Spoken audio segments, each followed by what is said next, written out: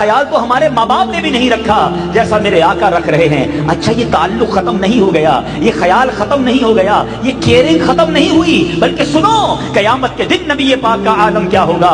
एक सहाबी रसूल आका की बारगाह में आकर अर्ज करते हैं, या रसूल अल्लाह सल्लल्लाहु ताला अलैहि वसल्लम, आज जब दिल घबराता है आपकी बारगाह में हाजिर होता हूँ, दीदार करता हूँ, सुकून मिल जाता है। या रसूल अल्लाह, कयामत का दिन तो बहुत अजीम दिन होगा, अरबों खरबों लोग होंगे आपके इर्द गिर्द, तो अंबिया होंगे, सहाबा होंगे, सिद्दीकीन होंगे, हुजूम होगा। हुजूर, अगर वहां दिल घबराया, वहां आपको ढूंढना हुआ, मैं गुनाहगार आपको किधर ढूंढूंगा, कहां तलाश करूंगा। प्यारे आका ने यह ना फरमाया कि मेरा एक महल होगा, उस महल में एक तख्त होगा और उस तख्त पर मैं बैठा हूंगा, खादिम मुझे पंखा जल रहे होंगे, अपॉइंटमेंट लेना और वहां मेरे पास आ जाना। अल्लाह अकबर, वो आका जो रब के हबीब हैं, फरमाते मेरे उम्मती कयामत के दिन मुझे तलाश करना हो, हौज़े कौसर पर आ जाना, मेरे उम्मती बड़े प्यासे होंगे, कि महशर के दिन गर्मी बड़ी होगी, अपने उम्मतियों को अपने हाथ से जामे कौसर पिला रहा होगा। कहा आका, अगर उधर ना मिले तो फिर किधर पाऊं, फिर किधर तलाश करूं। सरवरे कायनात फरमाते हैं, अगर हौज़े कौसर पर ना पाओ तो ऐसा करना, मीजान पर आ जाना, मेरे उम्मतियों के आमाल तोले जा रहे होंगे, गुनाहगारों के पलड़े भारी हो रहे होंगे, गुनाह ज्यादा होंगे, अपने उन गुनाहगार उम्मतियों को अपने करम से उनके पलड़े भारी कर रहा होगा, उनका हिसाब क्लियर करवा रहा होगा। कहा या रसूल अल्लाह, अगर उधर ना मिले तो फिर किधर ढूंढूं। आका इरशाद फरमाते हैं, अगर मीजान पर ना पाओ तो ऐसा करना, पुल सिरात पर आ जाना, बड़ा बारीक पुल है, बड़ा तेज पुल है, गुनाहगार कट कट कर जहन्नम में गिर रहे होंगे, वहां आ जाना, मैं अपने उम्मतियों को पुल सिरात से पार लगा रहा हूंगा। कहा हुजूर, उधर ना पाऊं तो फिर किधर आऊं। आका फरमाते, इन 3 जगहों के अलावा तुम मुझे कहीं और नहीं पाओगे, मैं उधर ही हूंगा। अल्लाह अकबर, एक हदीस मैंने पढ़ी, खुदा की कसम नबी पाक से ज्यादा हम पर कौन मेहरबान होगा। आका फरमाते हैं, कयामत के दिन जब लोग जन्नत की तरफ जा रहे होंगे, मैं रब के सामने खड़ा रह जाऊंगा, अल्लाह के अर्श के सामने खड़ा रहूंगा। डर ये होगा, सुनो हम सबको तो डर ये होगा ना कि दोजख में ना भेज दिए जाएं। आका फरमाते, मैं अल्लाह के अर्श के सामने खड़ा हो जाऊंगा, हदीस पाक का मजमून है, और मुझे खौफ ये होगा कि मेरा रब मुझे जन्नत में ना भेज दे, और मैं जन्नत में चला जाऊंगा तो मेरी उम्मत का क्या होगा। मैं एक एक उम्मती को तलाश करके पहले जन्नत में ले जाऊं। अल्लाह अकबर। मौलाना हसन रजा खान साहब इसी नक्शे को बयान करते हुए बताते हैं, अरे दुनिया में कौन है तो इतना हमारा ख्याल रखे, और महशर के दिन तो फिर भी किसी ने काम ही नहीं आना, मगर उस दिन आका का आलम क्या होगा।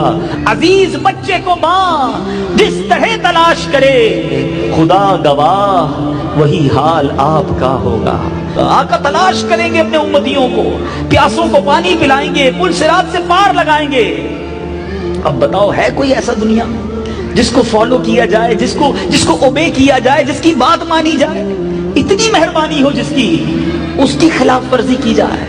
और फिर इनाम मैंने आपको बता दिया है कि सुन्नत को जिंदा करने वाले को अल्लाह के अर्श का साया बरोज़ महशर नसीब होगा। अब आप खुद तय कर लीजिए जिंदगी कैसे गुजारनी है, सुन्नतों के मुताबिक, ये सुन्नतों से दूर रहकर। अच्छा, बाज लोग ये समझते खाना पीना लिबास यही सुन्नत है, नहीं, सच बोलना भी सुन्नत है, ईमानदारी से कारोबार करना भी सुन्नत है, दूसरे मुसलमानों का ख्याल रखना भी सुन्नत है, धोखा देना ये मेरे आका का तरीका नहीं, तकलीफ पहुंचाना नबी पाक का तरीका नहीं, पड़ोसियों का ख्याल रखना ये भी सुन्नत है। पता चला चेहरे पे दाढ़ी भी सजा ली, सर पर इमामा भी सजा लिया, लिबास भी सुन्नतों वाला, खाना भी सुन्नत के मुताबिक खाते हैं, और सारा दिन झूठ भी बोलते हैं, कारोबार में धोखा भी देते हैं, तकलीफ भी मुसलमानों को पहुंचा रहे और कह रहे हैं मैं सुन्नतों का आमिल। नहीं, सुन्नतें और भी तो है ना।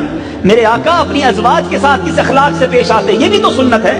अपनी बीवी का ख्याल रखना, अपने बच्चों का ख्याल रखना, उनको हलाल रोजी खिलाना, इन सुन्नतों पर भी अमल करना होगा। सुन्नतों का बाब बहुत वसी है, फकत लिबास खाना पीना यकीनन ये भी सुन्नतें हैं, मगर जो किरदार की सुन्नतें हैं, मुसलमान वो होता है जिसके हाथ पैर और जबान से दूसरा मुसलमान महफूज रहे। सारी दुनिया परेशान है और हम कहें जनाब हम सुन्नतों पर अमल कर रहे हैं, ये नहीं, सुन्नतें वो भी तो हैं। तो बहरहाल इन तमाम सुन्नतों को गौर कीजिए और कोशिश कीजिए कि मैं नबी पाक के तरीके पर अमल करने वाला बन जाऊं, और ऐसे बन जाइए मुझे देखकर पता चल जाए कि मैं किसका उम्मती हूं, बताना ना पड़े। अल्लाह ऐसा सुन्नतों का आमिल बना दे। तीसरा वो शख्स, द थर्ड कैटेगरी, आका फरमाते हैं जिसको कयामत के दिन अल्लाह के अर्श का साया मिलेगा। प्यारे आका फरमाते हैं मुझ पर कसरत से दुरूद पढ़ने वाला। अब जरा मैं और आप सोचें कि हमारी जबान कितना दुरूद पढ़ती है। آج سوشل میڈیا پہ دوستوں کے ساتھ گپ شپ میں بہت ٹائم ضائع کرتے ہیں، مگر درود پڑھنے کا وقت ہم نہیں نکالتے، اللہ کا ذکر کرنے کا وقت ہم نہیں نکالتے۔ یہ زبان اللہ نے اتنی آسان نیکیاں کمانے کا فارمولہ ہمیں زبان کے ذریعے ملا ہے۔ ذرا مل کر کہیے سبحان اللہ، الحمدللہ، اللہ اکبر۔ کتنی دیر لگی؟ 30 سیکنڈز بھی نہیں لگے، مگر آپ کو پتا ہے آپ نے کیا کما لیا؟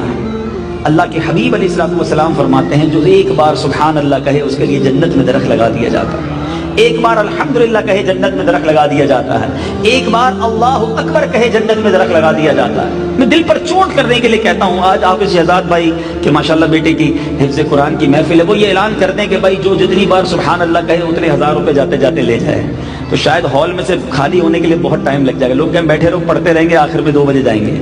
10,000 بار پڑھے تو 10,000 ہزار کے نوٹ مل جائیں گے، مگر میں آپ سے پوچھتا ہوں 1000 کے نوٹ کی ویلیو ہے یہ جنت کے درخت کی ویلیو ہے؟ ارے ہم سب مل کر سارے پیسے ملا لینا، ہم جنت میں ایک درخت نہیں خرید سکتے۔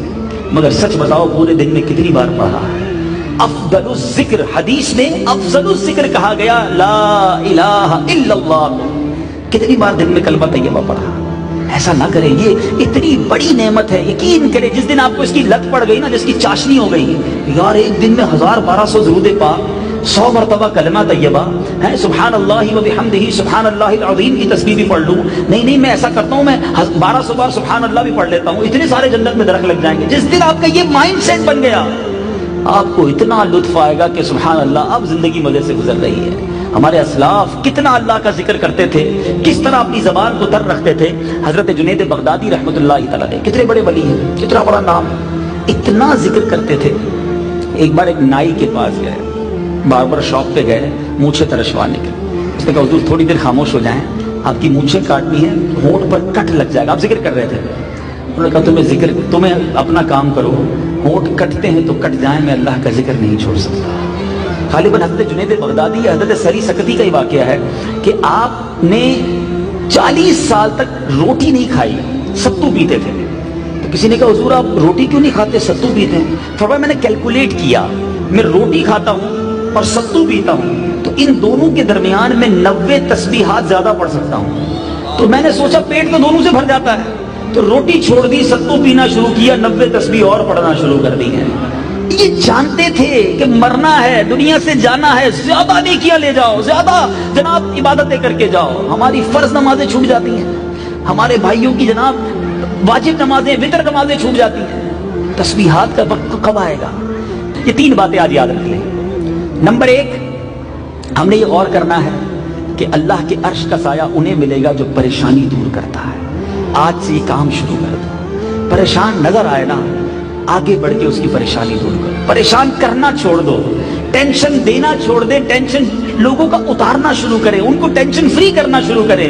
آپ دیکھیں حدیث پاک کا مضمون ہے جو کسی مسلمان کی پریشانی دور کرتا ہے اللہ اس کی پریشانی دور کر دیتا ہے۔ آپ کسی کی پریشانی دور کریں آپ کی پریشانیاں دور ہونا شروع ہو جائیں گی۔ نمبر 2، سنتوں پر عمل کیجیے، سنتوں کو زندہ کرنے والا اللہ کے عرش کا سایہ پائے گا۔ اور نمبر 3، کثرت سے درود پاک پڑھنے والے بن جائیں تو انشاءاللہ اس کی آپ کو بے شمار برکتیں ملیں گی۔ دین کی بات پھیلانا صدقہ جاریہ ہے، ثواب کی نیت سے ویڈیو کو شیئر ضرور کیجیے۔ جزاک اللہ۔